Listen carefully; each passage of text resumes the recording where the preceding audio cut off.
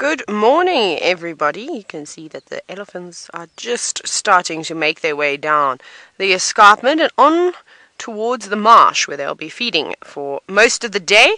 But you're watching the sunrise safari on Safari Live, but the sun has yet to rise. It's just starting now. And of course, we're sitting at the gate on the top of the Olololo escarpment waiting to be let out.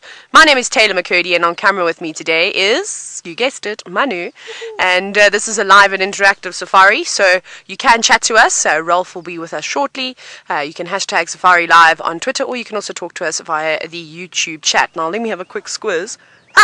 It seems our chariot is here to finally let us out. So what I'm going to do is I'm going to send you across to the mountain cam where you can watch the sunrise while myself and Rolf make our way down the very bumpy road that is infested with gremlins. But we'll see you shortly. Down the escarpment safely, and it's even more beautiful than when we first started. We've got the sun, we've got the hot air balloons, and we also have a herd of buffalo.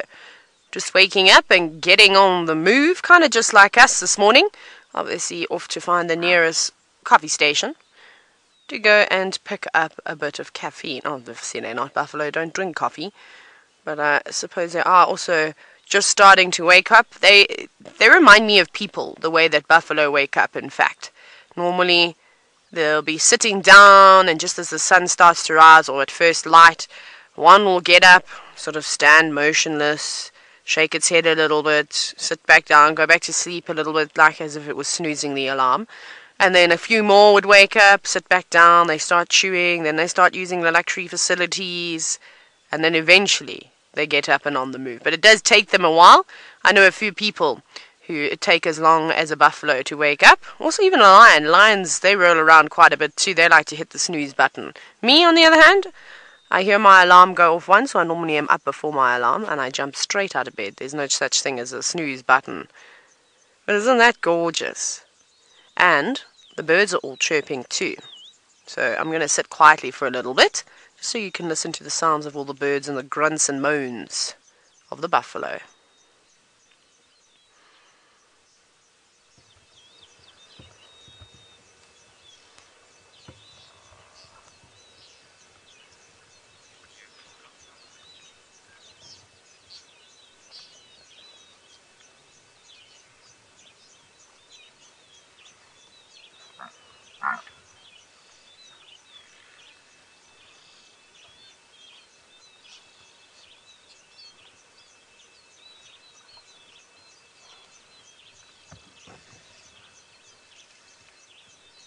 Not a sound other than all natural sounds. Birds chirping, a few insects, a couple of frogs, of course, like I said, the buffalo. But no rumbling cars, no aeroplanes, no nothing. It is beautiful out here this morning. There's some elephants. It's all happening in the triangle today. Now it seems as though Rolf has managed to find himself a pocket of mechanical gremlins, so you're going to be stuck with me for a little bit, just until he gets all sorted and then makes his way down. But if anybody can handle a mechanical problem, it's Rolf.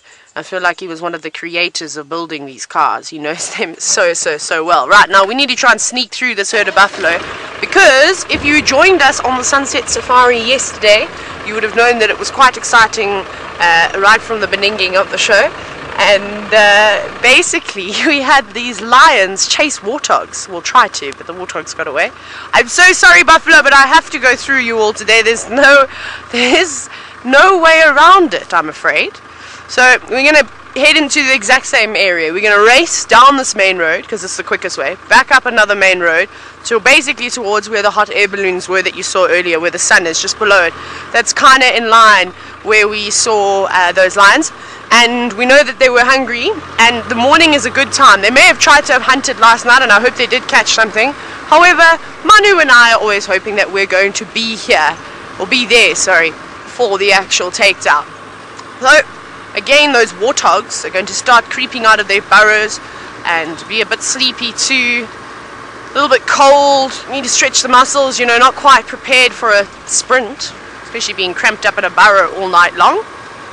So those lions will have a good chance of hunting in the morning too. It's a good time.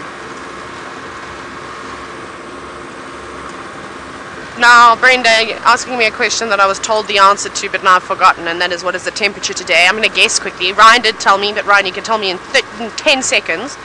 I think it is about 15 degrees Celsius. 17 degrees Celsius. 17 degrees Celsius. Let's go with that. Yeah!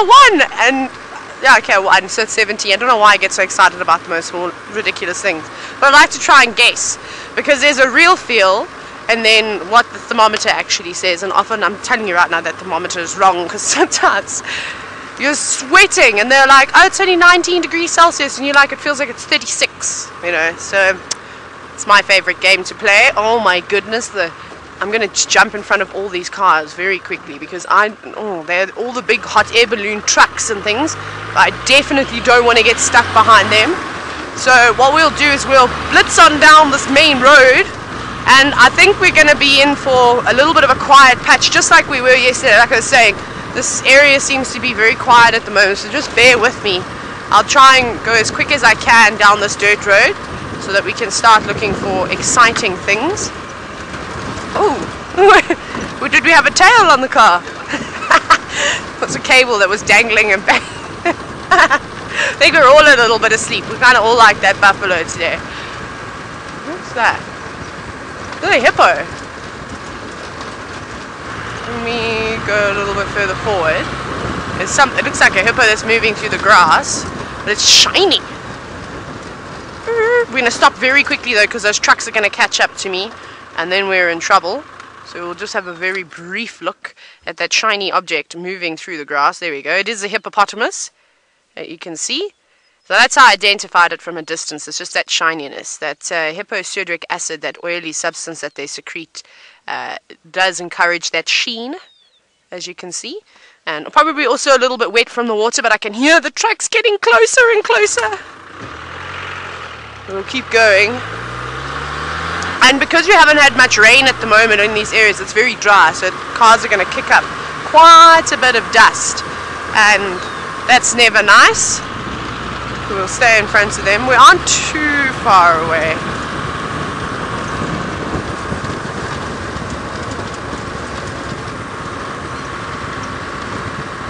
Now, Kendra, you're wondering if I have plans to go across the river to see the cheetah. No, not today, not until next year.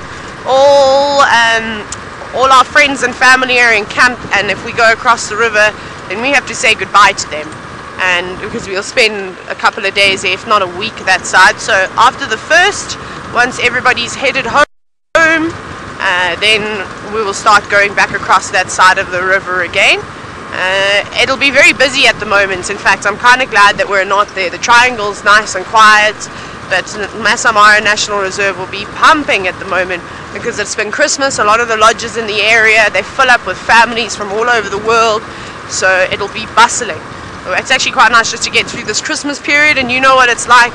Sometimes you'll sit around those cheetah and there's 30 or 40 cars with you, which makes game viewing a little bit on the limited side. So we'll let that festive season rush die down, and then we'll pop back across. There should be a little dip just after the festive season, which will be nice and a little bit more pleasant. So we will eventually go down that way. Ralph is itching to go down that side, so we'll see. And then Jamie and Brent are coming back soon, so at one point there'll be 4 presenters on site, which will be quite nice. So then we definitely will be doing a lot more trips across the other side of the river, and that'll be quite exciting. But for now we're just exploring the triangle, and it's actually been quite nice. It's been quiet some days, but the lions in the marsh have definitely kept us entertained, as well as all the rhinos and all the elephant sightings that we have been having in that area. So it's great. So we almost guarantee sightings if one of us come and explore around this area. Yesterday I saw a gathering of cars, so I'm quite excited to go and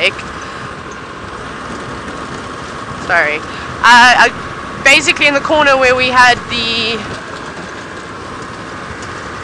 lions the other day, on that hippo kill, there were a lot of cars gathering around there yesterday afternoon, and I don't know what they were going for. And I did see one of the rhino vehicles, the anti-poaching teams, going that side, so I wonder if there wasn't a black rhino or something that had just popped out of the bushes. So that's where after we've checked on the jackal pups, after we've checked to see if the Angama pride are around and still in the same area, then we're going to head up and do a forest patrol and just have a little look around and see if there's anything interesting, any animals going to come on. Okay, we're not almost at the lion sighting, but we're almost at off the main road, which will be nice, because then we won't be chased by all the hot air balloon vehicles. Okay, Manu, you ready? We're going to do a handbrake turn here, everybody. Hold on. We're most certainly not going to be doing a handbrake turn. As much as I'd really love to do one, we can't be doing that. I feel like this car would fall apart. We'd just be left in the frame, Manu, if we were to do something like that. I'll never forget the one day my mom used to have a type of sports car thing, more of like a rally car, I don't know, anyways, and she picked myself and a couple of friends up from school, and we were going out, I think, for lunch or something. So obviously we want to go fast. So my mom says to us, okay, right, everybody, hold on, we're gonna drift around this corner. My mom is 5'5". She's the tiniest little blonde woman you've ever seen in your entire life. She's so precious. Donna Dumpling, or Bossy Donna is what I call her.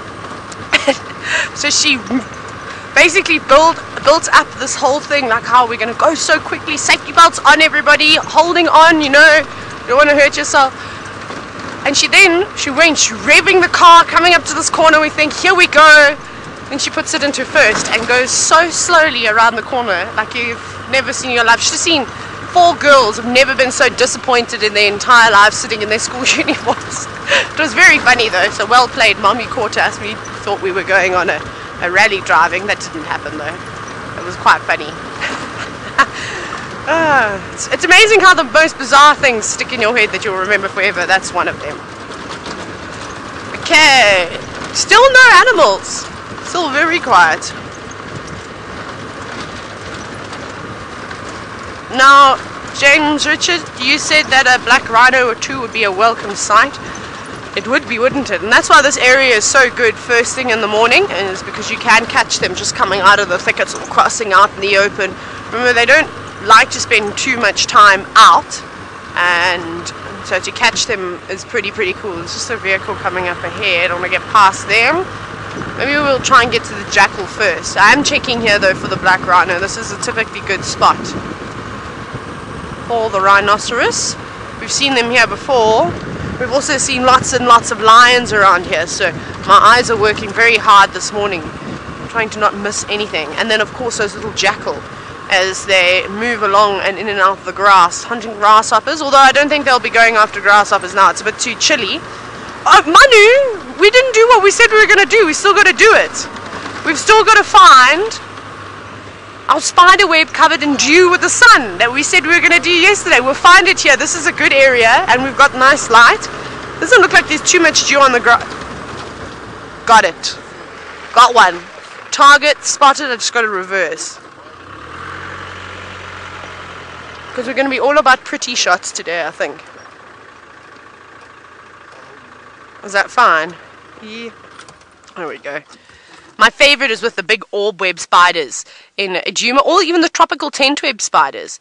It's quite, the elaborate webs are really lovely to see. This one, however, will probably be a funnel web spider of sorts. I'm not sure. I haven't been seeing too many spiders around, a couple of sack spiders, but they all make these sort of webs just on top of the grass. And there's actually, Manu, there's even a few more here that we can have a look. Not as pretty, but just so you can see what I'm talking about. They make this sort of flat web, and then there is a central tunnel that goes down into the grass. So that's what makes me think it's one of the funnel webs of sorts. But remember, there's so many different types of spiders. But there we go, just lined with dew, and always so pretty. And there's lots of them. There's actually a whole lot more, and you don't really realize it, because again, we're not on bushwalk, so we do tend to miss these types of things. I miss the crab spiders, sitting on the Weltherias, sitting on all the other plants, catching all the insects. There's definitely no insects that are being caught this morning. It's a bit, like I said, it's a bit too early, a bit too chilly still for the insect life, but we'll get there. Manu, check out the steam coming off of the termite mound. Can you see it? How cool is that? So this mound where the spider web was, there's steam coming out of it. Can you see? It's very, very faint, but that just goes to show the temperature difference within the termite mound compared to the outside air. So it's creating all of this. That's so cool. That's really amazing. You might be able to hear a tractor now. It's coming for us, Manu. Let's beat it. Let's beat the tractor. That shouldn't be too hard, though. Very nice.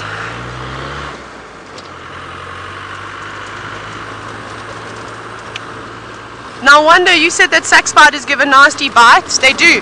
I was actually bitten by something last night. I can't remember if I checked my face or not, but I woke up at like 2 o'clock in the morning and I had my eye was swollen. I'm forever getting bitten, and I don't know why. If an insect has to bite me, it can bite me anywhere. Why must it choose my face? So it bit me up here on the eye. It feels like my eyelid's a little bit puffy, but I can't remember what I look like today. And my eye half swollen shut. So then I've got it like cortisone, antihistamine cream, and I put it on. So I think that's done the trick, which was good. But yeah, they do leave nasty bites. I always tell you stories about how my brother gets bitten by sack spiders all the time. He is the king of being bitten by those spiders. They love him. I mean, his wounds have had to be drained and cut open. He unfortunately has horrible luck with that type of thing. I don't get bitten too much. This year has not been a good year for me in spiders. They seem to have attacked me a couple of times. Again, always on my eye, every single time.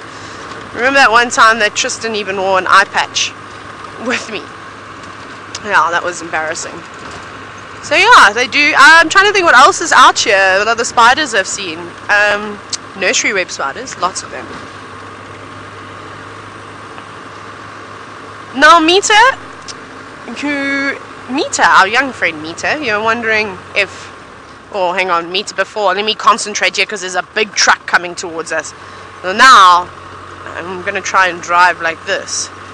Well, they've got much bigger tires than I do and can manage to go off-road a little bit better. So there we go.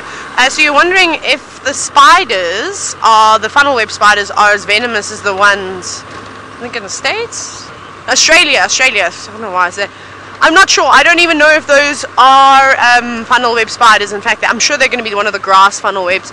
I don't know if they're as toxic. Again, it's limited. I don't know what species it is. I haven't actually physically seen them. Like I said, the insects out here I think are fantastic, but we're just missing a lot of them because we're not on bushwalk anymore, which is not ideal. So we're not able to learn about the insects as well, other than the ones that we see around camp every now and then and can quickly have a look at. But it's particularly hard, and I don't have an insect or a spider book or anything like that up here.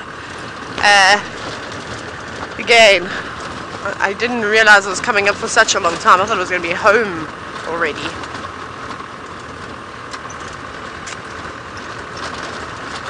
Now, First Lady Shah, you're wondering what is the most poisonous spider in the Mara? Well, I haven't recently been eating any spiders, so not sure. So spiders are actually venomous, and so are snakes. So they have to bite you in order to inject the venom into your bloodstream, whereas if something is poisonous, you would eat it and you would get sick. So theoretically, if you were healthy and didn't have any cuts or any ulcers in your stomach or in your esophagus or in your mouth, you could drink snake venom, theoretically, and it shouldn't do anything to you. Obviously, don't go and do that. Let's just leave the snake venom alone. So I'm actually not even sure. I haven't even got a clue what the most venomous spider would be. I'm sure you'd find violent spiders in the cities. I actually don't know. I don't know. Manu, do you know of any spiders that are very venomous that you see in the cities that you were warned of as a kid? Where's our jackals? There's some crown cranes we can quickly have a look at. No, we're not sure, I'm afraid. Unfortunately, like I said, I don't know. I haven't got a clue about the spiders and things yet, and I'm not going to tell you any nonsense. The sack spider is the one that I've seen the most of. And I think I've seen some brown button spider eggs as well. But I'm not 100% sure. I didn't really have a close look. Seen lots of nursery web spiders around. And there's quite a few spiders that would assume are in the orb web family too. Isn't that gorgeous? Got his crown all lit up by the sun. Beautiful crown cranes. They're such lovely birds. It's amazing how nature has created something like that.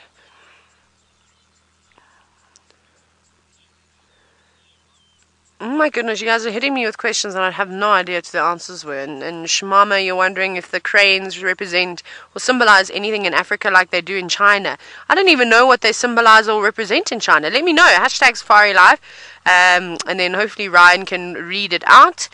But no, not that I'm aware of. The blue crane, of course, is the national bird in South Africa.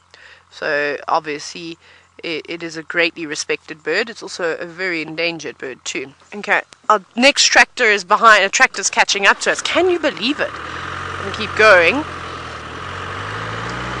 Let's see, jackal pups. Where are you?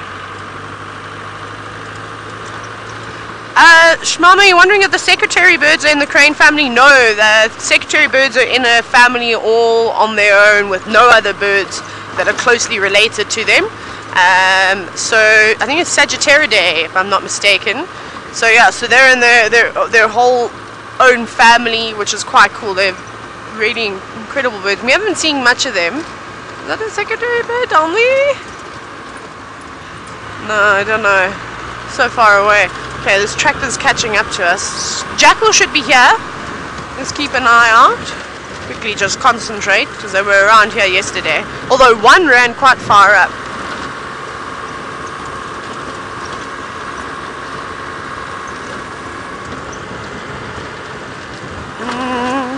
No, I'm looking.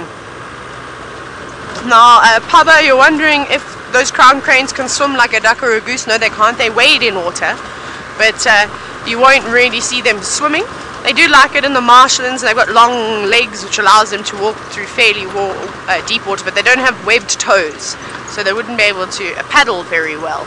And I don't think they have the same type of secretion that water birds have. Not all water birds have it. Some of them have a preen gland that secretes a substance that helps waterproof their coats. Their feathers. I'm not talking about waterbug, but I don't think that the preen oil that will be used for crown cranes will have the same properties of that of an Egyptian goose or an South African shelduck or something like that. It'll be slightly different. Hi, guinea fowl. We say good morning very quickly to the guinea fowl before the tractor comes again. We've got a bit of a gap. My favorites. I enjoy watching them. They're very comical. Looking for grass seeds and maybe any insects that have been resting up on the grass. Those nice tall blades. They are gorgeous in the light. Perhaps we're going to end up having a birding morning today, which is not a bad morning to have, but I feel like my lion senses are tingling a little bit. And hopefully we're going to catch them. Either these ones or we're going to have to go into the marsh and try and find that lioness with a very, very young cubs. Right, I can hear the tractor getting louder and louder and louder. So let's go to him. Let's go to him. Let's get away from him. That will kick up a lot of dust. That won't be fun, I can assure you that. Or for you it might be entertaining watching me sneeze. But probably not. I don't know where our jackals are. I think maybe it's a bit cold for them. Maybe they're still resting. Because they don't seem to be up and around today. Okay.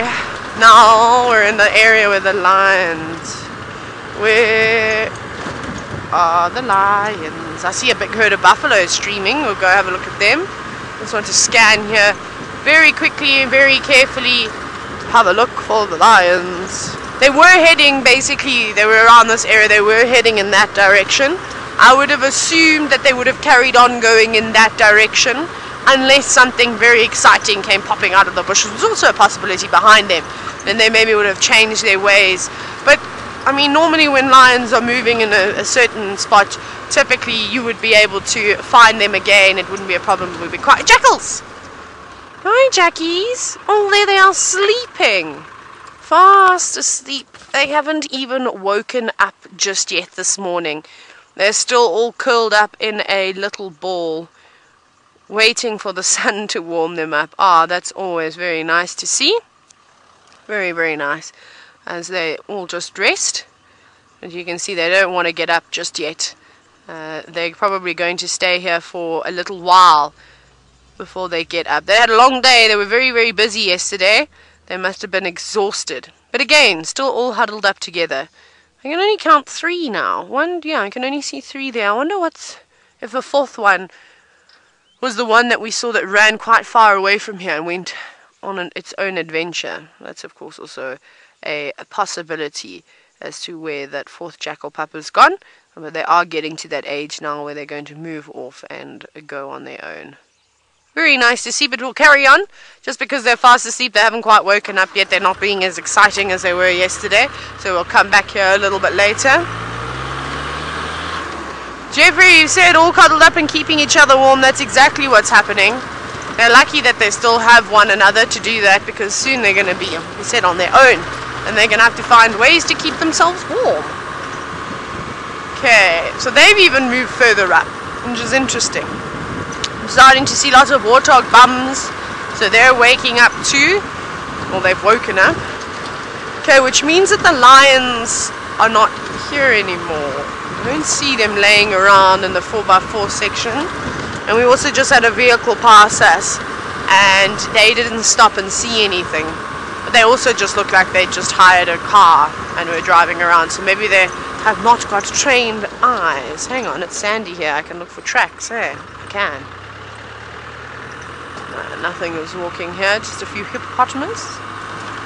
Okay, Manu, where do you think we're going to find these lions? I'm not sure. I think that way, yeah. Manu and I agree, down there.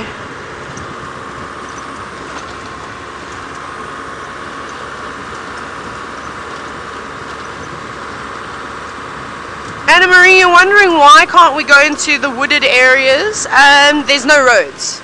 That's as simple as that. There's no roads.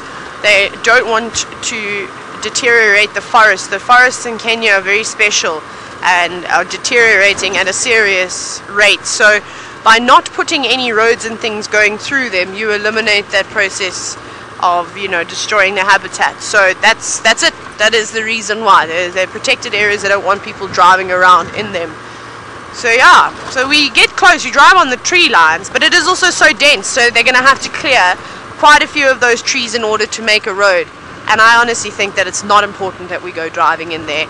Let's rather keep the forest together and keep it and preserve it for as long as we can. We've got a morning roadblock, some elephants.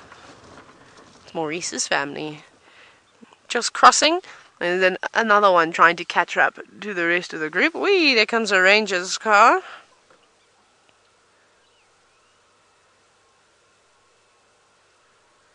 Yo, now it's starting to sound a bit like a highway with all the vehicles. Let's see, it's quite a narrow bridge that those elephants have got to cross. And see where they're going to go. Every time I go over this bridge, Manu and I say we're going to see something. We're going to see something on either side because there's quite a bit of water. But we never do. We're still waiting. And then that's just one of the rangers getting ready to start their day. Letting the animals cross past first. Little one in the middle, keeping nice and safe. And then she'll probably just take one of the animal pathways off to the side. And feed along that lugger. That drainage line. We've just got one more to go, of course. There's always that one last one that's taking forever. Come on, little elephant, we've got places to go. Lions to see.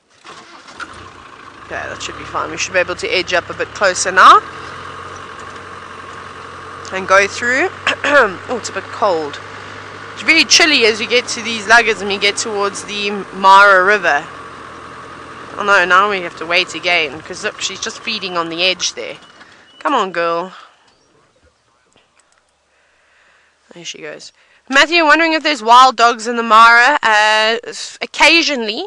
However, I have not seen them. I haven't seen a sign of an African wild dog. But they have been reported, and some in the very far east as well, of the Masai Mara National Reserve. There's a pack that come through there. So every now and then I think you just got to be lucky and catch them at the right place at the right time. But whether we will be lucky enough to see them, I'm not so sure. There don't seem to be too many of them out here. Anyways, and well, that's why we got South Africa. Hey, the Sabi Sand, we're very lucky to have such large populations of wild dog and things and leopards. Okay, I think we're going to go this way. I'm going to just do our similar route that we have been doing.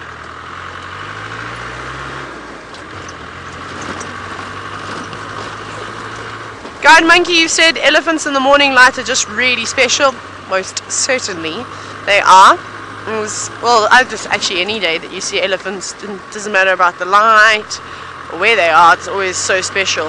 Now I wanted to come down this road just because there's this big lugger which could provide quite a bit of cover for the lions, which they may have used when hunting. And we didn't see anything where we've come from. It didn't look like there were any panicked animals either. And we'll just have a quick little look.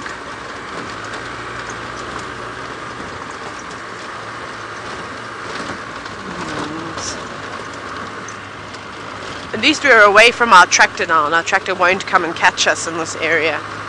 Hopefully we'll be left to our own now. Okay. Where them cats at? Hey Manu? Where them cats at? Got a little bit gangster this morning. Topi police are up on mounds scanning around them, so I'm going to try and use that same technique. Maybe I need to get onto the roof. No, because we know what happens when I go up to the roof. I tend to fall afterwards.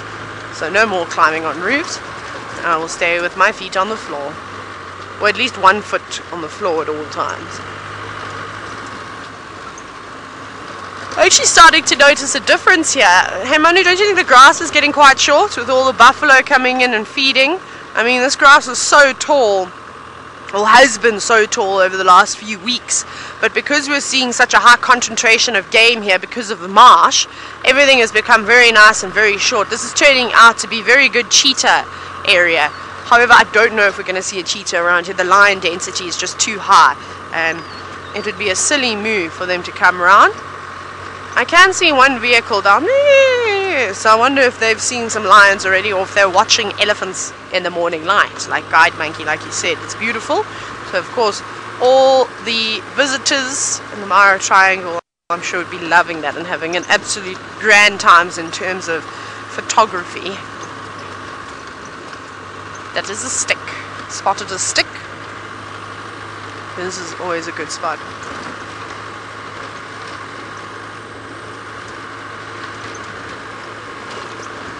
Right, let's check this spot. See, this section is tricky because there's lots of little shrubs. I don't actually know what these little shrubs are. I need to find out. There's so many of them. They're so densely packed together. And infraprana lions is just laying around, and they're not particularly spread out. You hide them very well. So there's a nice sandy patch coming up ahead. I will check for tracks because this is not quite sandy enough. Nope. Our usual spot to find lion. Empty. So I thought that was also a lion. But not today, not here. Let's check the sandy patch that I was telling you about. I think it's up here, or around here somewhere. Might be a little bit further on that way. Let's see, it's a little bit soft here. See tire tracks from yesterday. I, however, do not see any lion tracks. And in the sand like that, and with the big prides that are passing through here, it would be quite easy, that's what I'm trying to say, to see if a big cat had walked on through. But I'll just keep poking my head down on the ground. All I need is one track, just to give me an idea on which direction they've gone, and then it's actually pretty easy going. It helps us a lot, just to have one footprint. In Sabi sand, it's a lot difficult. You've got to constantly keep following. Those animals move around quite a bit. But here everybody seems to walk in straight lines because it's so open, so they don't need to bob and weave through the thickets. They can just pick a direction and pretty much walk straight there with ease, you know, not having to dodge bushes. It's okay. So there's a hippo out of the water which you can have another look at, which is always quite exciting to see. Let me just check here quickly, just one last time. See if I can believe anybody's been walking. No, it's still just the tire tracks from last night, I'm afraid. But I'll keep searching around here, and we'll see what else we can find. Let's look at this hippo in the meantime. Everybody's turning back. Why are they giving up so easily? Hello, hippopotamus. Paula, you're wondering, how do I see lion tracks in the grass? I'm actually not looking in the grass. I'm looking on the roads where there's bits of sand and the ground has been stirred up a little bit. Then it's easy. You can't see footprints in the grass, I'm afraid. However, what you can see, if you are following lion tracks, is that if they have turned off the road and gone into a grassy area in the morning with all the dew, you can see that the grass will be bent in the direction that they're moving in. And that will give you a clue. But remember, out here, it's difficult because there's so many different animals moving around, just like this hippo, that will create that same track. So that's why it's essential that you obviously see a lion track on the floor, and then you can see which way they're going. And if they're going towards the grass, then the one section or the one trail that grass is bent in the direction that the animal was walking would probably be from the lions. But to just guess which pathway was from a lion out here would be virtually impossible, as you can see, there's so many different animals. We've had a hippo, now we've got buffalo, there's some waterbuck at the back, there's warthogs, there's topi, there's elephants, there's an abundance of game. So don't try and use that theory out here in the Mara unless you have actually seen the lion track. Now I'm just scanning on the long grass. Manu, I wonder if that lion and her cubs went to our favourite spot up on the corner. We might have to go check it out. It'd be quite cool because that's the area that she was walking into.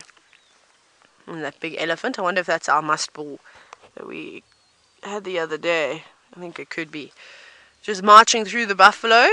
And our hippo friend is nice and relaxed, which is quite good. Sometimes when the hippos see the cars, it's not all of them, they panic a little bit and then start trotting off back towards the river. But this one is not having any of that. It's getting its last meal in before it has to go back and keep nice and cool. It's going to be a hot day. Now, no, you're wondering why on earth is this hippo so far away from water? Well, no. Sometimes hippos have to travel up to 8 kilometers in one night in order to find suitable grazing. So they're quite lucky in the Mara. They don't really have to travel such huge distances. In the Sabi sand, they'll travel massive different distances, even further than that. It wouldn't surprise me. And whether this hippo is living in the Mara River or perhaps it's living in the marsh, there's some sections of the marsh that are quite deep. There's lots of wallows that are filled up with water, and all the luggers have also filled up with water. So he doesn't necessarily have to go all the way back to the river. It could just be a spot nearby. But yeah, so it's quite common. As the sun goes down, typically, the hippos will go out in search of food, and then they'll start making their way back, just like this one is, to a water source in the morning. But the mornings are nice and cool here. Normally around 8:30 or so, it starts to get quite hot, and then it's not too common to see the hippos out of the water anymore. Woo! It seems as though Ralph has finally managed to leave camp, so he's just going to make his way down the escarpment, and hopefully he'll join us shortly. Manu, what is everybody taking pictures of over there? Should we go look? Let's quickly go around the corner. I'm going to check here, and these cars have stopped and they're just staring. Proud Cat Mama, as I scan the ground for lion tracks, you're wondering if a hippo's hearing is good? Must be, because every time I start my car, the hippo, look here, the hippo actually looks towards me. I don't think it's lions, because they've now stopped very quickly and now they're moving on. Watch this hippo. So yeah, I would assume that their hearing is not too shabby. Obviously they don't have big ears like a wild dog or a bat-eared fox, and they don't need them though. I mean, they're in the water most of the time. As long as their eyesight is fairly good, I think they'll be alright. But they definitely will use their ears, especially out in the bush. Although I do find it quite interesting. I don't know how great their hearing is, and then in terms of, say, compared to ours. And the reason why I say this is because the amount of times I've seen hippos at night, like walking into other animals, so walking through a pride of lions, and not doing it intentionally, just having no idea, walking into a herd of sleeping buffalo, has happened a lot, and I've been seeing it more and more as we've been spending nights out. And even with us, they come right up to the cars, and then if I sit up or something like that, and Manu and I will be talking, or whoever I'm with will be chatting, not like we're sitting quietly, they get such a fright, and then they charge away. So maybe their hearing is not so great. Because why would they constantly be giving themselves a fright and walking into situations like that when they end up turning around and running away in the first place? So maybe it's not as good as what I think. I think it'll be substantial, maybe like ours. I mean, we don't have the greatest senses, I'm afraid. Ours are very poor in comparison. Brad, you said maybe their ears are filled with water. Ha ha ha, very funny. Wouldn't it be cool to see a hippo hopping on its left leg and then its right leg and then its left leg and then its right leg, shaking its head around, trying to loosen up that water blockage? That is going on my list of things to see, but of course that'll never happen. It'd be quite funny though. But there he goes, picking up the pace now. He's marching along. Okay, so I don't think they saw lions. And I think I'm going to go the other way around. It's going to turn around very quickly. Let me just triple check. They normally like to sit here. Okay, so I think we'll go up and we'll do this loop. We're probably going to see the hippo a few more times as it slowly heads towards the tree line. Now, Trista, you're wondering if that hippo can get sunburnt? Most certainly it can, and that is why they have these special glands that secrete a substance they call it blood sweat. As a common name, but the proper name for it is hipposudoric acid. And essentially within that oily secretion, which is what I was talking about, that often gives the hippos that shine that the moonlight catches or the morning glow catches and makes it very easy to spot them in the grass, is it's got a mild sunblock and also an antiseptic in that secretion. So it's quite nice, like a little first aid kit, because they do have very sensitive skin. I mean, hippo skin is not as tough on the outside as, like, for instance, a rhino or an elephant skin. We often see hippos with big lacerations through, from fighting, and those teeth puncture that skin quite easily. I thought I just saw a cub track, but no, I don't know. Let me just check a little bit more. This is the sandy spot that I always tell you about that I check. Now I've just driven straight through all the mud wallows. Okay. Ooh, what's this? I'm just looking to find something that's clear to me. That is not very clear. I think it was hyenas playing around here. Let me just check again. Wait, sorry, Manu.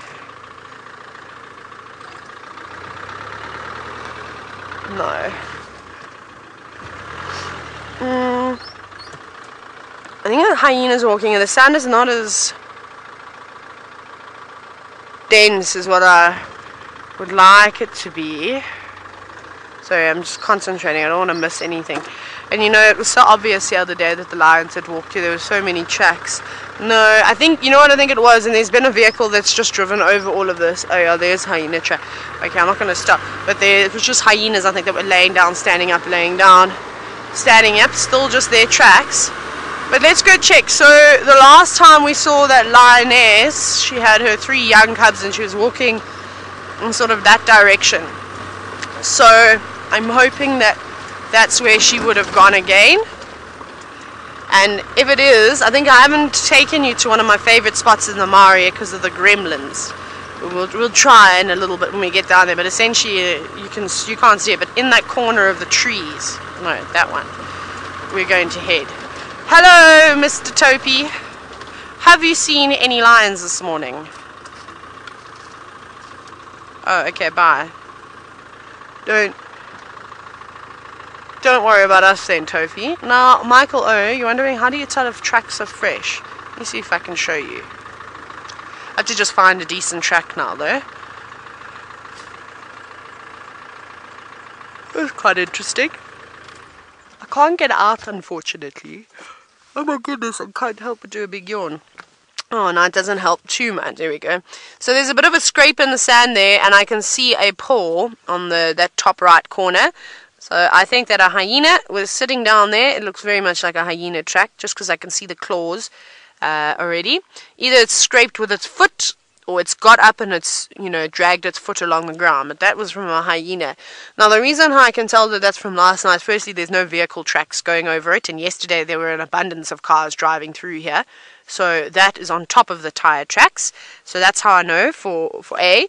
And then also, if I were to go and look very, very closely and maybe find some more tracks, you might see some millipede tracks or some other nocturnal creatures' footprints going through, little insect tracks going, lots of beetles would have gone through that as well. It looks like something has actually dotted through it, maybe a little beetle of sorts. And also the dust is still quite fine. It's very fine out here. So even just a small amount of wind can disturb that track quite a bit, and it looks particularly fresh. What you can do is, sometimes with the cat tracks, if it's just been laid down and it is very fine soil like what we've got here, or fine dust, you will notice that you can see the hair marks from all the excess hair on their foot. You can see that in the track, and you can actually see it quite easily with brown hyena. It's one of the ways that I tell the difference between spotted and brown hyena tracks. Obviously there's many differences, but one of them is that brown hyena have got exceptionally hairy feet, and often on their track you can see it when it's particularly fresh. But no lion tracks here, I'm afraid, which makes me very, very sad. But maybe as we creep closer and closer... Oh, the hyenas are having a ball here. Loads of them. Just triple check. No, cats or hyena.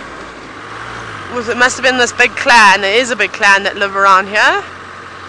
Who's that in the grass? Warthogs. They look a bit like baboons for a second, just sitting, warming themselves up on a mound.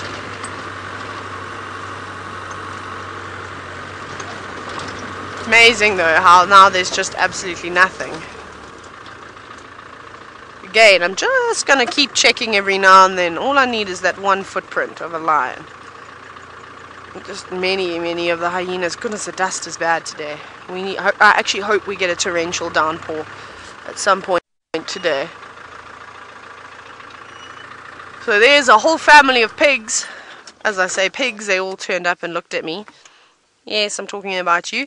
They've literally just come out of their burrow. I wouldn't imagine that they've been out for too long, and they're still surrounded by it. So there's actually a lot of entrances and exits in this area that they're standing. You can see a couple of those hills. So at the base of them, there'll be lots of burrows going down into the ground. Everyone's just starting to wake up. Looks like all the warthog haven't quite moved far enough away from their homes just yet.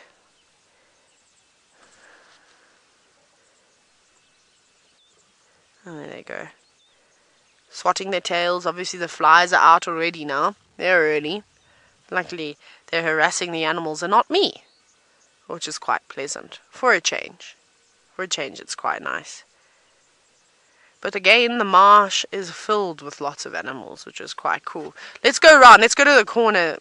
There is a huge gathering of animals down on the corner, but I'm going to go look for the lions there, because maybe they're down that way and to our secret spot. It seems as though Ralph has made it down the escarpment successfully, and he's found himself a group of buffalo.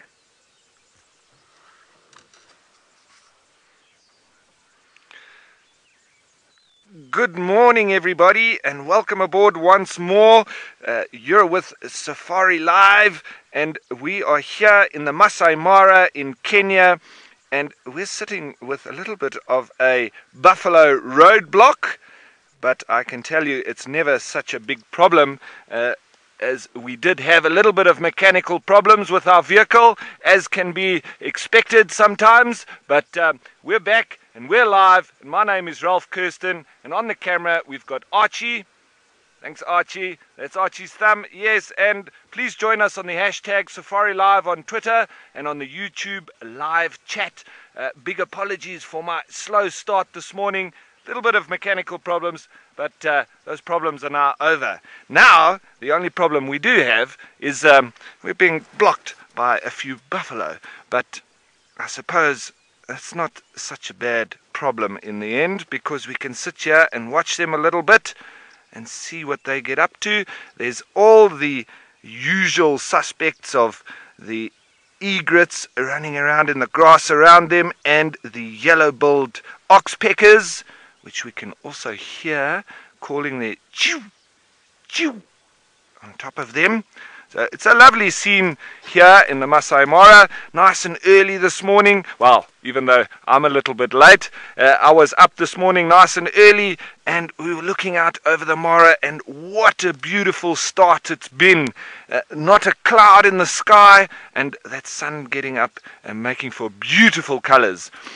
Now, I think I'm going to try and make my way through these buffalo. I don't want to disturb them too much, but my idea for the drive this morning was to see if we could maybe find the black rhino that we did yesterday afternoon, and then we'll see if we can maybe follow up on some of the lion on this side, that marsh breakaway pride. I think Taylor was probably looking for the Angama pride once more, but we're going to see if we can also maybe get some more clues on the elephant and the mystery of the broken and missing tails. So, let's start up. Let's see if these buffalo will let us through.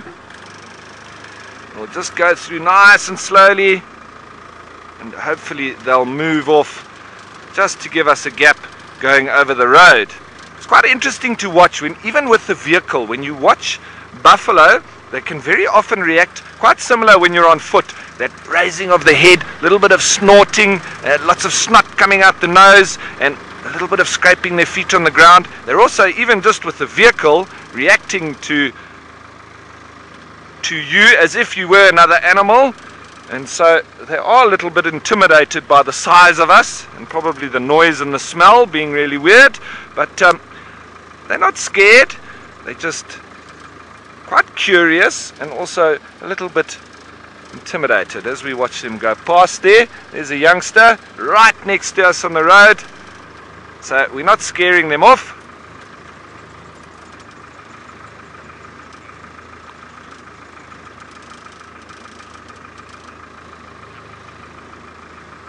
Now, pachyderm pictures, you're wondering why the male buffaloes are the only ones to have that real boss in the front. Well, pachyderm pictures, that's one of their protection mechanisms, and also they will fight a little bit between each other, so establishing a little bit of dominance there. But as you get with quite a few of the plains game and the African mammals, is that the males, they are generally bigger. I mean, you can even see it with elephants as well. Very much bigger head of a male, and you see that with the buffalo as well. And they can do a little bit of head butting with each other, and it's also good defense against lions. Now, the females have it as well. It's just that it's not as pronounced as with the males. So you can see as we go past here, Archie, these two are females, and the one off on the left being a male. Now, as I say, there's not a massive difference in terms of the boss, but you can just notice that the one behind there being a little bit more pronounced of the male. So, not a huge difference, as I say, but you can notice it, and it's easy to identify once you know. But the females still do have a very thick boss as well.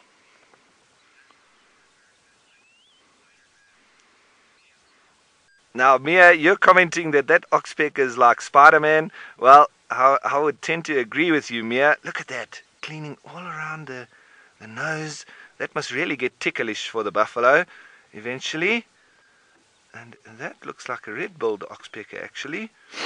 And it sure is. And you see how they do more of a scissor motion, whereas the yellow-billed oxpecker pick at the fur, whereas the red-billed do a very scissor-like motion.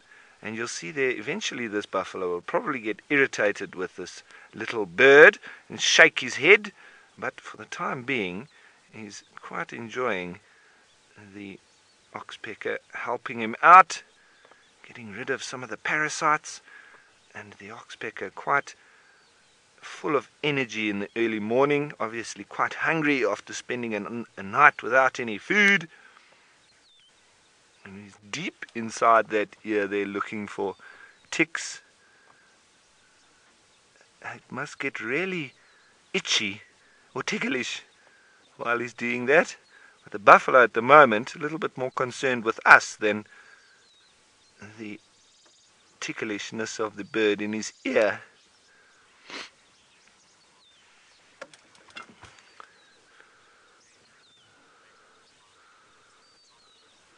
Now, Austin, you're wondering if it's true that buffalo are the most dangerous of the big five.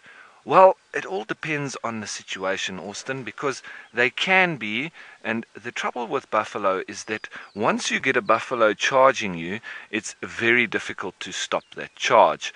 Now, in my personal experience, I haven't had such dangerous problems with buffalo, and in my experience I still hold the elephant as the most dangerous, but it probably all depends on personal experience between guides or people on foot especially, and a lot of people do say that they find buffalo the most dangerous. I don't, but that's just my own personal experience over the years, that I've always been able to either get away from buffalo or at least not get into a position where we've been in trouble with them. With elephant, however, I find them quite a lot more intelligent than buffalo, and their behavior not as easily recognized, or it's changeable because of them being so intelligent. You can think that they're going to do one thing and they do completely the opposite. So with buffalo, a lot easier to read in terms of their behavior towards you, and you can very often anticipate what they're going to do next. Whereas with the elephant, I find it a lot more difficult to anticipate that next move. Right, that's a lovely scene, that, and I would like to get down a little bit towards the plains and the marshes and potentially some other animals. And these buffalo have now allowed us to go a little bit through them. Now, Norma, you're wondering, as I would just like Archie to go ahead on that bird on the road, because he's doing something quite special there, and I'd just like to have a look while I answer the question, what is their eyesight like? And I think that was from Norma. Their eyesight is reasonably good. It's quite similar to ours as humans. Sorry for that bump, Archie. But their most important sense that they use is that of smell. And it's very, very clear that they use that as their primary sense, because when you're sitting with the buffalo and the wind blowing away from them to us, and they can't smell you, they're very often quite relaxed with your presence, but as soon as the wind goes towards them and they can smell that it's humans, they will run off in quite a distressful charge away from you. So it's quite clear that smell is the first sense. Now, Archie, that little birdie there, I didn't quite see what kind of bird. I think it's an oxpecker as well, but performing a little dust bath. And what they'll do is they'll put their chest on the ground and then get the dust up all over them. Now, remember, with them having feathers, this does help in plumage maintenance. Now, Steph, you're commenting that they're waiting for their payment. Well, I think that the buffalo do owe the oxpeckers quite a little bit of payment there, because they do help them out quite substantially with the removal of parasites. Now, the oxpecker also needs to remove parasites of his own, and that's what he's doing there a little bit with the dust bathing, and it also helps with their feather maintenance, because they've got a lot of oil that they need to wipe over their feathers. When they get a little bit too excessive with the oil, they will then have a bit of a dust bath, and that can then assist in getting rid of that excess oil, and then they will go back to preening, what this one is doing now, and then it is all down to helping rid them of parasites, as well as keeping their feathers well maintained. So it's nice to see that we've watched the oxpeckers assist with parasite removal, but they also have to do it for themselves.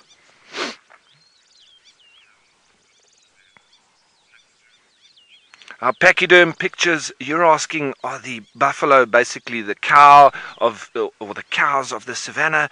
Absolutely, they are just that.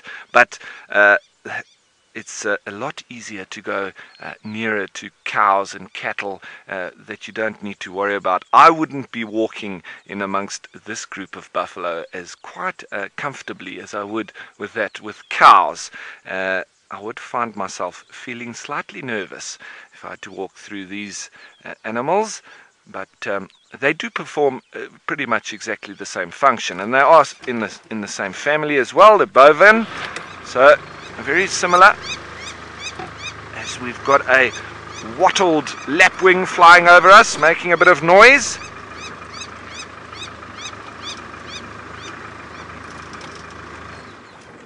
Now, Chris, you're wondering if a buffalo could step on an oxpecker accidentally, as we just wait for them to move out of our way. Absolutely, they could step on them accidentally, but the oxpeckers are well aware of this problem, and they would be very alert, and they wouldn't most likely put themselves in a position where they could get stepped on. So I've never seen a squashed oxpecker, and I think that's as a result of them being well aware of the dangers of hopping around the feet of buffalo. So they will maintain mostly up on the face or on the body of the buffalo, and in so doing then allow or keep themselves away from the danger of those heavy feet. Now, just in front of us on the road here, we've got, these are a couple of wattled lapwing. Archie can just go in there. They're making quite a noise at the moment. These are ground birds, and if you look at their little track, it's 3 toes forward, none toes back, so it's quite a stumpy little leg and foot, but that just shows you when you don't have a toe at the back, it's not a perching bird, because he doesn't have the ability to grab onto a branch. So it would be very interesting to see a ground bird like this actually trying to perch in a tree, because they don't really have that ability. And you can see there from that one's foot there's 3 toes forward and none back, and really evolved for life on the ground. Obviously very good flyers, but they do spend much of their life, as this one is doing at the moment, and they also nest on the ground.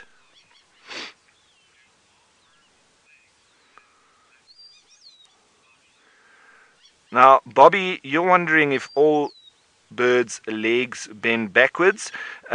Well, remember that where we're seeing that, what it looks like to be the knee, that is actually the ankle. So the whole foot is actually raised, and it's only the toes that are on the ground. So that first joint being that of the fingers, and then that joint there being that of the ankle.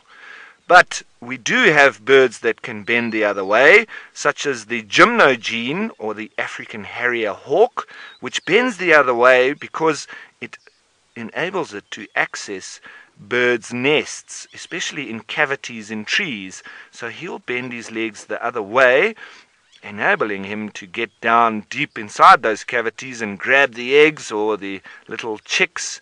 So quite special with the gymnogene. But this is the average with the birdies, where the ankle bends normally like that, and with the gymnogene bending the other way being the exception to the rule.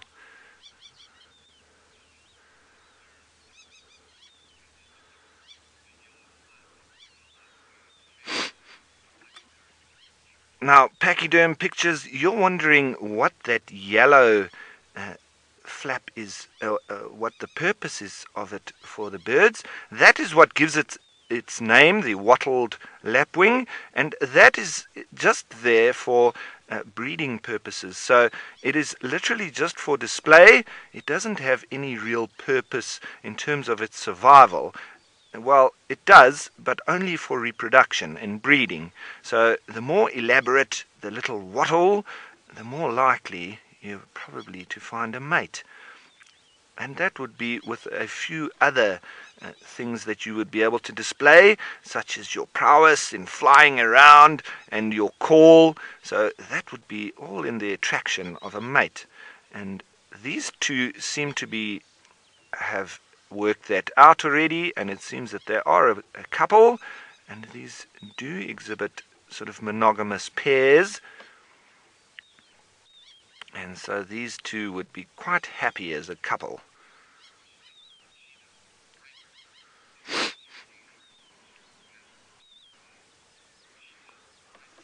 Cheetah Reika, you're wondering, isn't it more dangerous to nest on the ground? Yes, it would be.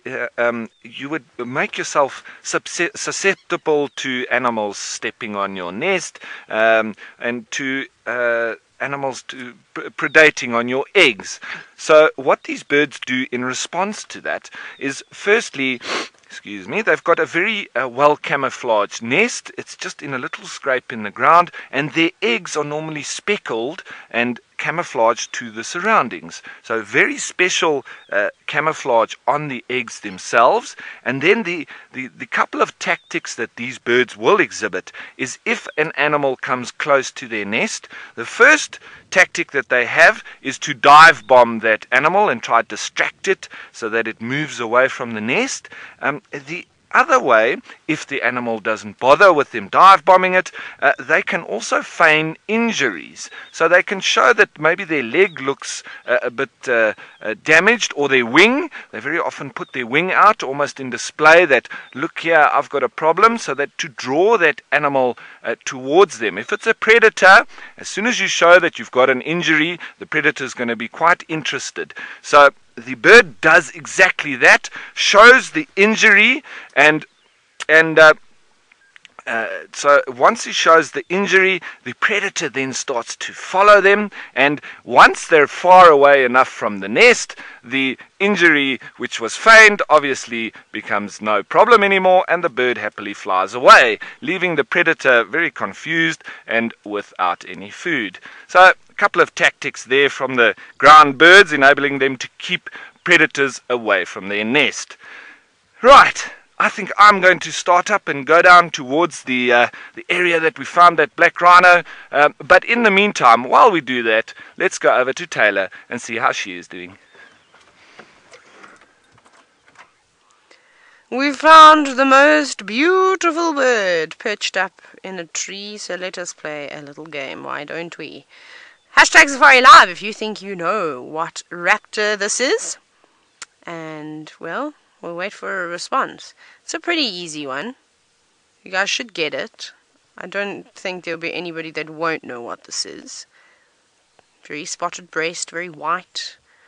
Brown plumage, is a crown on its head. Those are just some of the clues as to what this bird could be. So come on, very quickly, get your answers in. Like I said, hashtag Safari Live. Let's see who is going to be the first one to guess correctly. Now we wait. Now we wait for someone to give us the answers, and then we can talk about this beautiful bird. If I talk about it now, they'll give it away, and it's too easy. It's not a difficult because it's not a juvenile; it's an adult.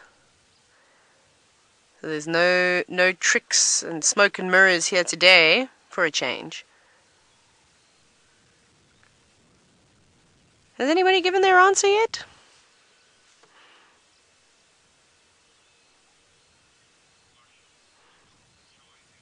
There we go. Joy in Hong Kong, thank you very much. You've said Marshall Eagle.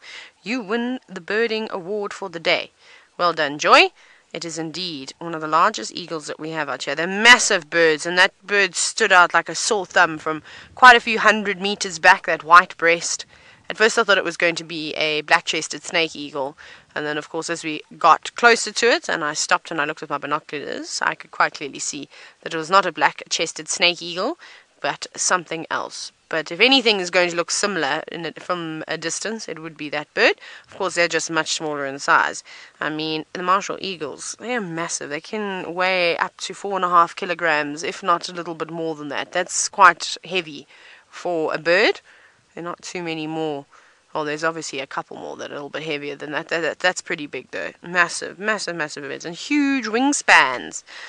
longer than the length of a doorway, about 4.5 meters. Crazy, yeah. I'd actually like it if this one would take off for us, and then it could show you its beautiful wingspan. And I don't think it has woken up just yet. Again, we've been talking about the animals getting active. I reckon this is where this bird had roosted for the night. It looks like a very cozy spot in the fork of that tree. A little bit of vegetation, but not too much. Remember, they are big birds, so they'd bang around quite a bit if they do try and take off in a tree that's got lots of leaves and lots of branches. So that's the perfect spot. So it's preening itself, and eventually it will take off. Now, Wendy, you're wondering what is the biggest prey that this eagle can catch? They often take things like young impala lambs. It wouldn't surprise me if they take klipspringers, which is a type of antelope that live up on the rocks. Blue duiker, they'll take duk. So small antelope is what they go after. And they're some of the largest culprits amongst all the other predators that take on young impala lambs every single year.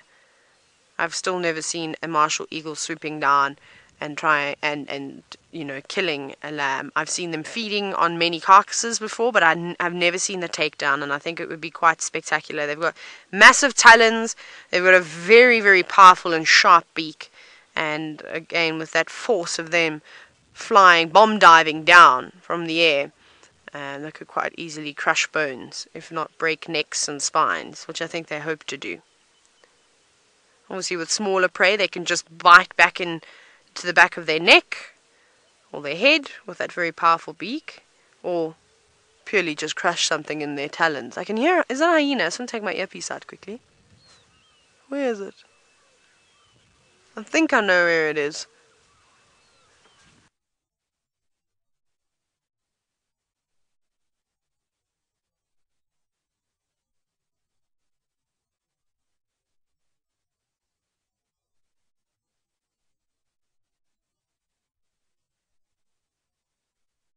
Did you say something on the radio? Oh, I didn't because I had my earpiece out. Please, can you repeat it?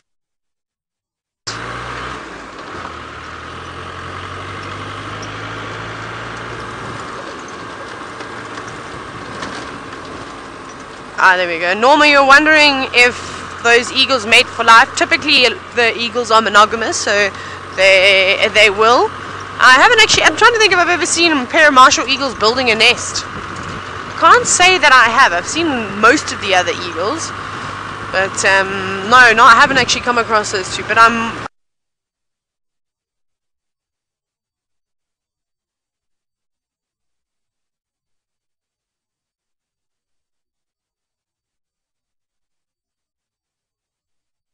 Apologies about those little glitches and those small problems that we have. It feels like a Monday morning, even though it's a Wednesday, with us having all these little gremlins and problems with mechanics, etc. But you know what? The show goes on, and we'll try our best to keep things running as smoothly as possible. Now, just in front of us, I have spotted a little bit of activity with the vehicles, so I just want to go over and investigate and see what they are looking at. And this was the area that we did see the black rhino yesterday afternoon, as well as that marsh breakaway pride, so I won't be surprised if these vehicles have stopped here because of those lions. Now remember, they had fed quite a lot and they had massive fat bellies, so I'm still thinking that they won't be too active, and quite possible that it is those exact lions that really haven't moved far, and they've just come and find themselves another comfortable position to lie up and sleep and digest that meat that they had with that hippo. So let's pull in here slowly and see what everybody is watching.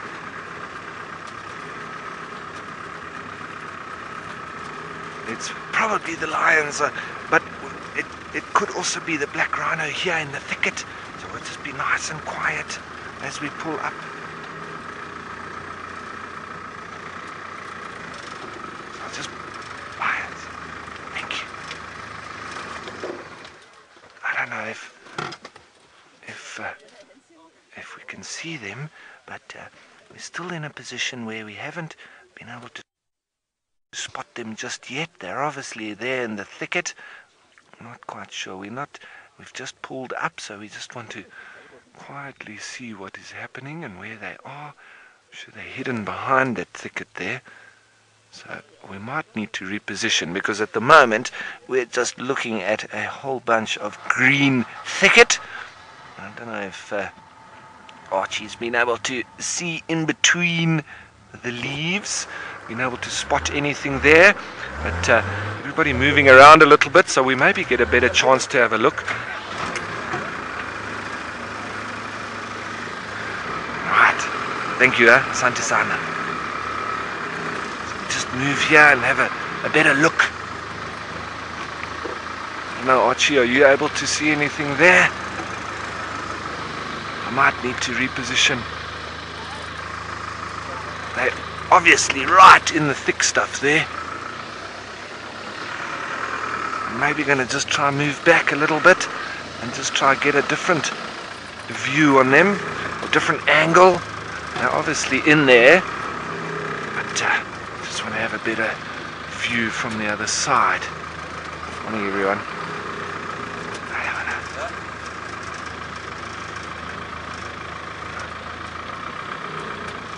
Ah, there we go. There's one. Can you see that one there, Archie? I don't know if Archie can get a view on it. It is one of those sites of lion where we're just seeing a little bit of movement of the legs and maybe a flick of the tail. So I'm not thinking we're going to be sitting here for too long. We'll maybe come past here on the way at the end of the show, but you know how it goes with lions. Once they're lying up, you've got to try and anticipate whether there's going to be any movement coming from them, because once that sun gets up, very often they're not going to be doing too much.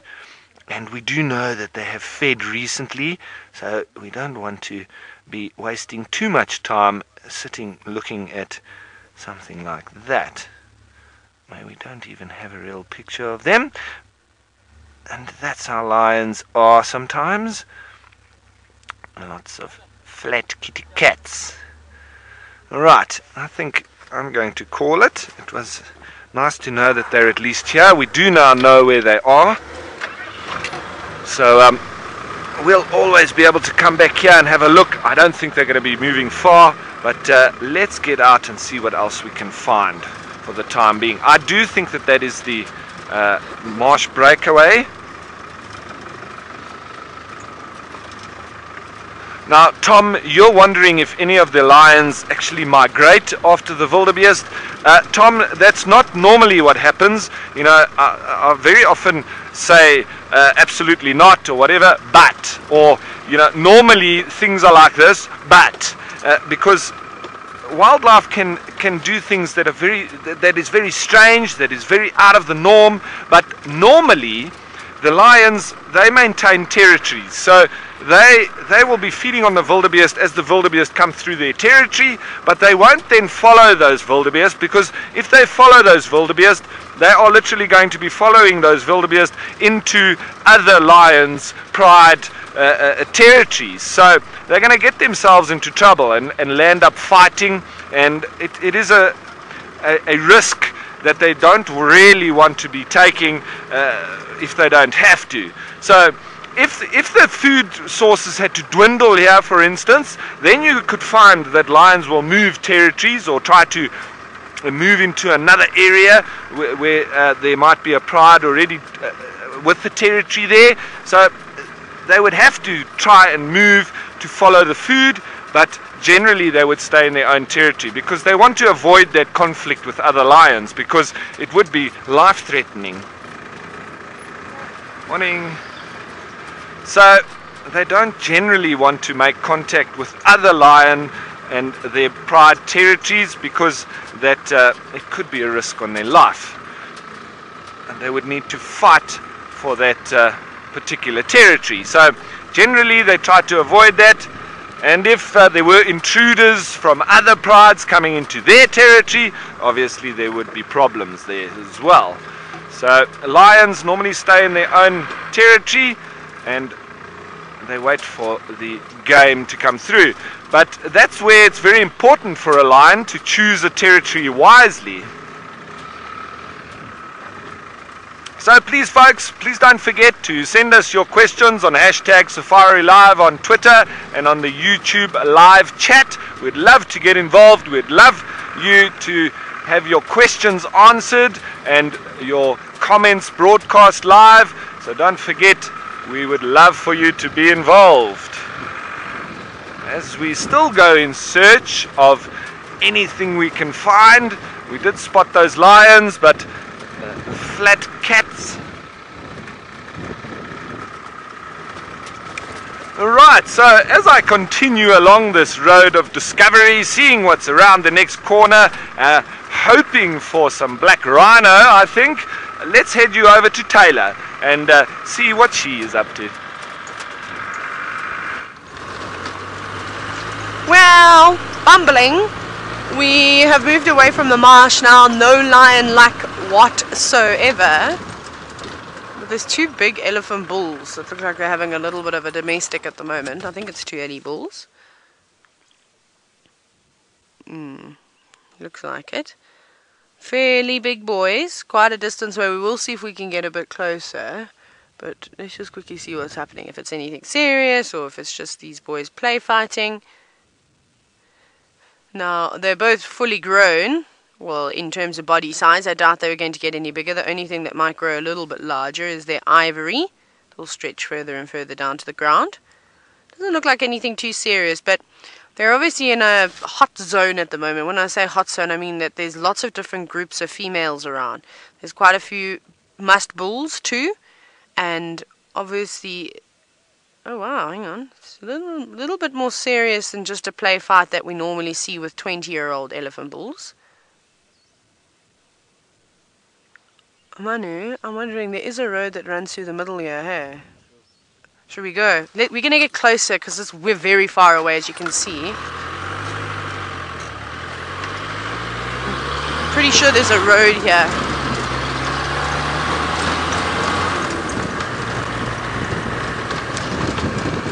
I've never seen two elephant bulls fight properly.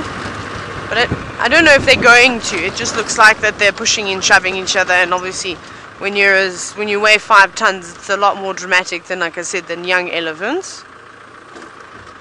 But bumpy section. Yeah, we'll be a little bit closer. Whee! Hold on, Manu. These grassy tracks are sneaky.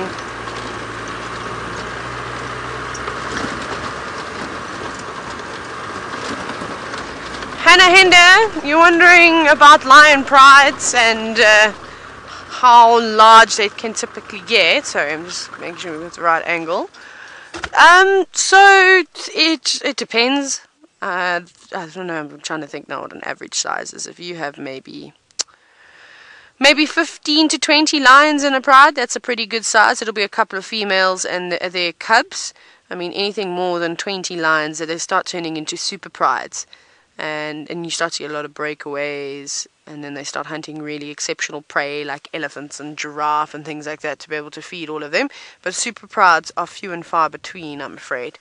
But seeing as though we're looking at elephants, let's see what these bulls are up to. I think greeting each one another doesn't look too serious just yet. But again, sometimes these things can go on for a few hours. They push and shove each other around, test one another's strength, and then really, really have a battle. Don't think big elephant bullfights are particularly common. Now, Proud Cat Mama, you're wondering if the elephant bulls can be territorial? Well, no, because elephants don't mark and defend territories, and typically if you're territorial, you're using some form of communication, whether you're being vocal, or you're leaving a scent, or you're leaving something behind to declare that this is your area. So they don't become quite territorial, they become protective over breeding herds with females in them. So like I said, because the marsh is a hot zone at the moment, the food is in abundance, it's lush, it's nice and cool on these hot days.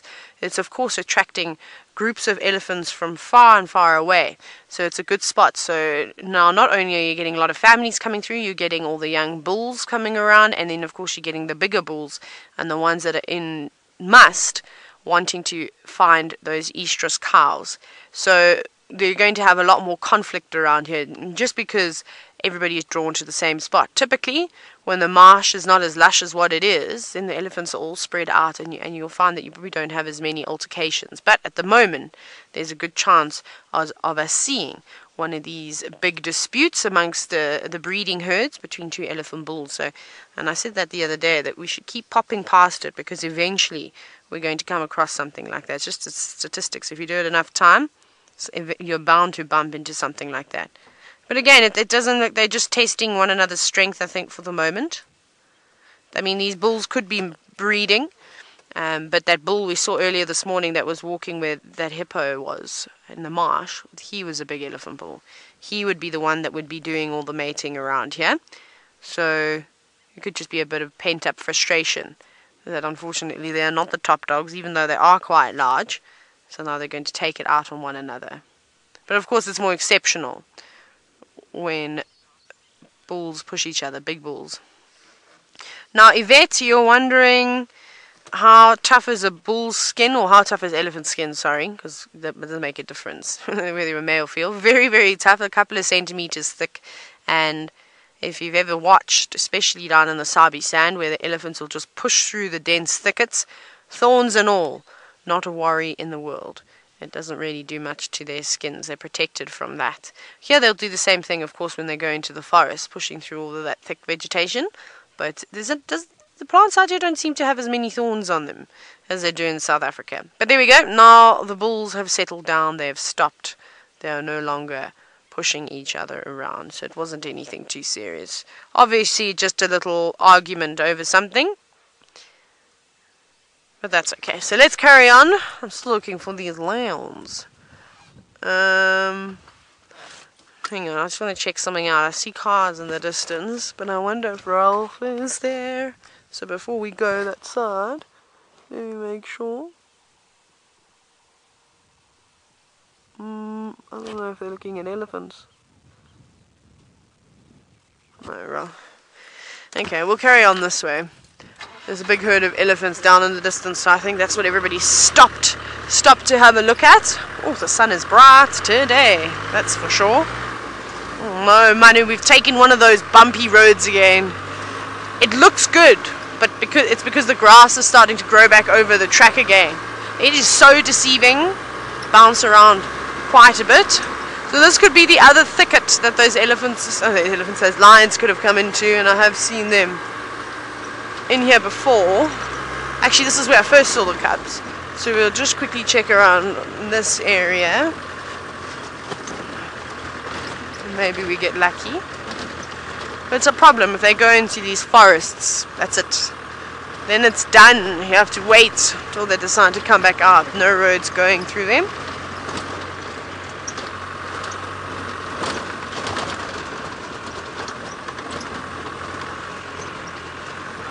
Whee! Over the buns.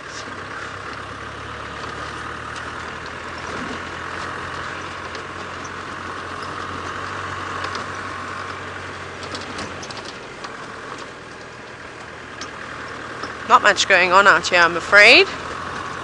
Gonna be quiet days in the triangle, but we've had so many bustling days, you can't. Whee! That's a big bump. Ah, this road. We can't be too sad about it.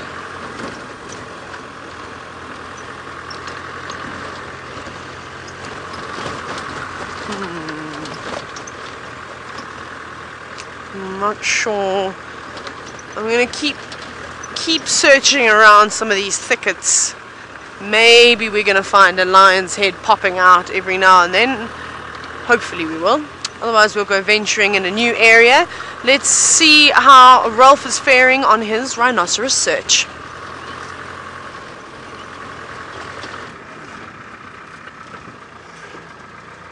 Thanks, Taylor. Yep, well, the rhinoceros search has come up a little bit empty-handed for the time being. So what we've decided to do is to head along through this little river here and back into the area where we saw that blue-eyed hyena.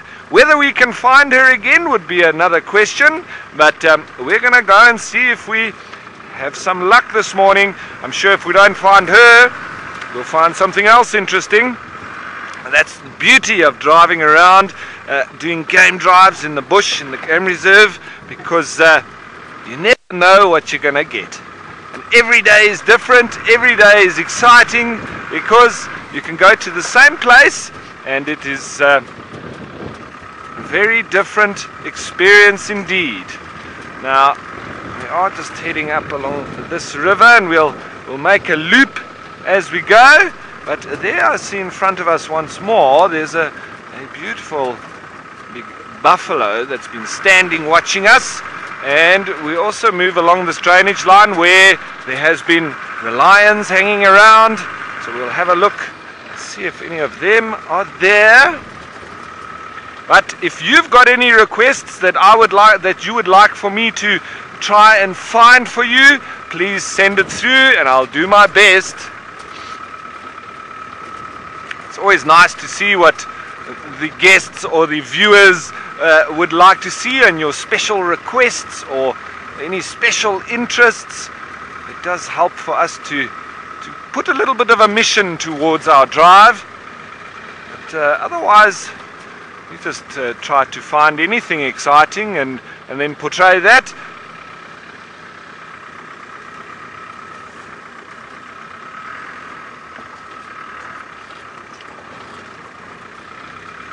RSS, that's a fantastic comment there from RSS. Finding that blue-eyed hyena would be like finding a needle in a haystack. Well, we know where she was. We don't know where she is now, but if we go and look there, we might pick up on some of her clan members, and if we can follow them, we might be lucky to find her.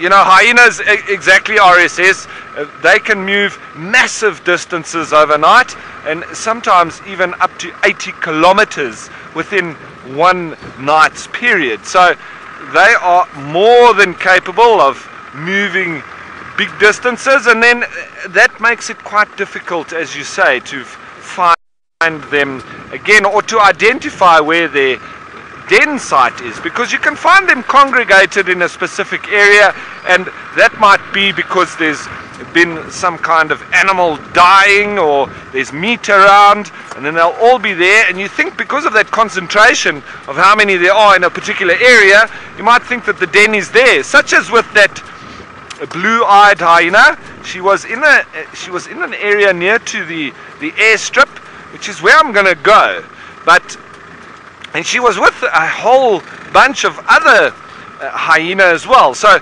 I assume that their den site could be nearby, but I could be totally wrong, and that it could be 50 kilometers away. So it could be anywhere really.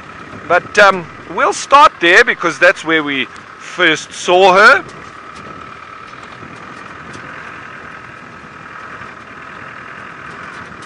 Now, Scarlett, you're asking or saying that you'd like to see giraffe. Okay, Scarlett, if I see a giraffe, I will stop just for you. At the moment, looking out over the plain and the area that I can see, there are not any giraffe just yet. Now, Autumn, you're also asking for ostrich. So, we've got blue-eyed hyena, giraffe, and ostrich. Right. At least we've got some things to look out for, Archie.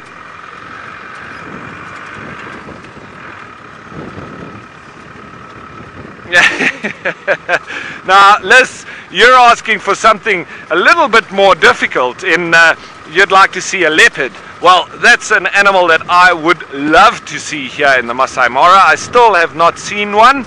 I am on a total mission to find one if I can, but I think in the next few days when I go across the river and I go looking for the cheetah and wild dog, maybe we'll be a little bit luckier on the leopard front as well, because this side, it seems that there are few and far between, and they're not as habituated as the leopard in Djuma. Very special in the Sabi sands, but if we find one here in the Masai Mara, that will absolutely make my year. And in front of us we've got a couple of piggies running across the road with their tails nicely raised. It looks like a male and a female pair, in typical warthog fashion. So we are heading down now towards the Governor's Gate, and then we will be driving a little bit down the bottom side of the airstrip towards the river. We'll have a look and see if there are any baboons around foraging in the morning. I love watching baboons. And then of course we'll look out for ostrich and giraffe and the elusive leopard.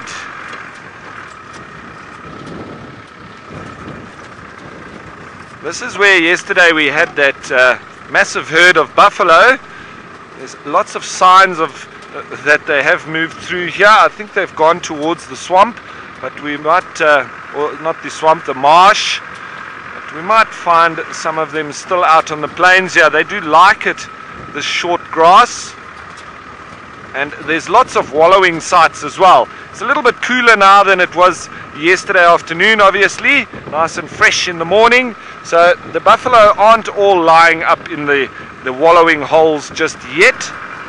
But I expect them to start doing such as the day wears on and the sun gets higher in the sky and the heat starts to increase.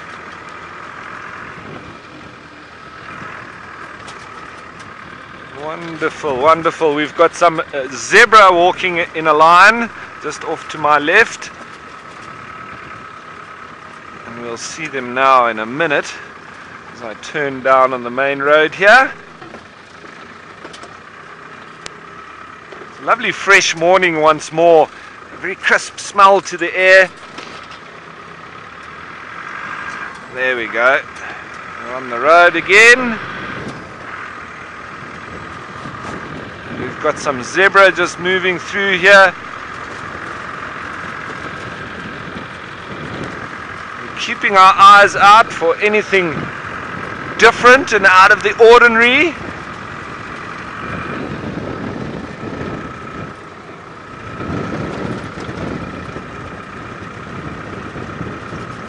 Now, cheetah ranker, you're wondering what is the most exciting animal for me to look for? Well, I have to say, when you're in areas like this and you've got the elusive animals, I like to look for those elusive animals. And like this morning now, looking for something, a needle in a haystack, like this blue-eyed hyena, and moving on to the leopard as well. So that's what I get excited about. Obviously it is nice to see the general game, but looking for something out of the ordinary, and that's what I really appreciate. Look at this. I think we're going to have to stop here, Archie, because this is a wonderful sight and lovely zebra herd that seems to be moving through here, and one standing right up on the hill, a little youngster there. I think we won't go too close just yet because we want them to carry on as they are. So let's just stop here, and then you can have a nice picture of this zebra up on the hill. And a zebra for me are the most photogenic of all the animals, and that I think it's down to the contrast. But it's lovely when you see them, especially when they're standing sort of head to toe and they're putting their heads over each other's backs, resting, but also looking in different directions. So it's great for anti-predator behavior. The two of them looking out for each other. But there we go. Lovely sight. That's looking out towards the airstrip. And the area behind these zebra now is where we're going to try and find our blue-eyed hyena. And as we come across there, there's some more buffalo. There's probably a few males. It's not part of a bigger herd. And this one looking quite irritated with us because we made him stand up. And that's how buffalo can be, rather grumpy, especially once they get older, like this one looks to be. And obviously when you come across them on foot, that's when you need to be careful, especially when you surprise these old grumpy individuals. And there's a warthog going about his grazing in the early morning. See, that looks like a male. He's got 2 sets of warts, and as he turns around, it is confirmed. No prizes for guessing why. It's a young male, I think. It's not huge. He's still a little bit of a youngster.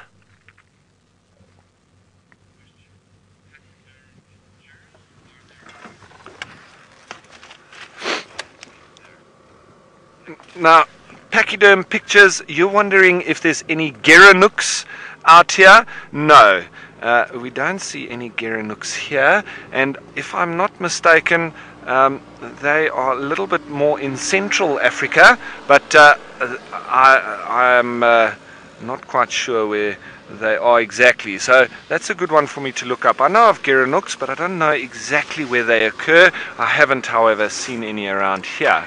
But let's get moving on a little bit and try and see if we can catch up with that lovely hyena of us.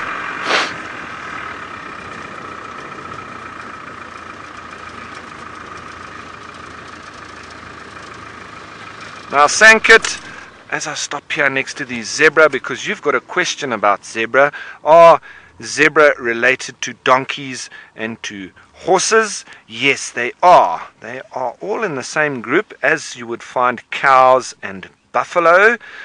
We've got horses in that group with the donkeys and the zebra. And it is in the Equus. So the plains zebra is the Equus quagga birchii, and then we get a few different kinds of zebra, but they're all in that same equine family.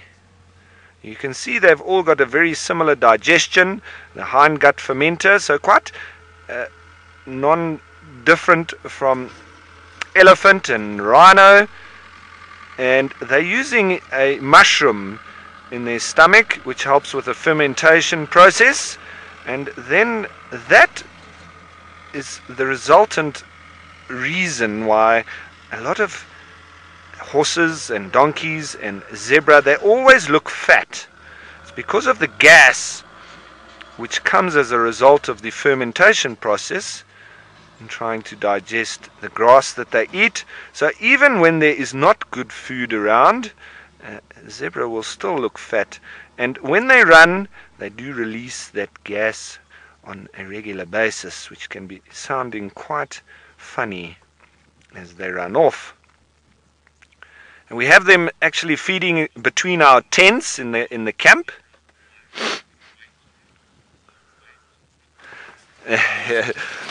Now, Jamie, you're wondering if zebra are white with black stripes or black with white stripes. That is obviously the long-term question. Now, my only answer to that is that I think that they are black with white stripes, but there's lots of people that differ with me, but because their skin is black. So below that fur, their skin, and you can often see it on the males when they put their penis out. You can actually see that their skin is black, as well as obviously on the rump.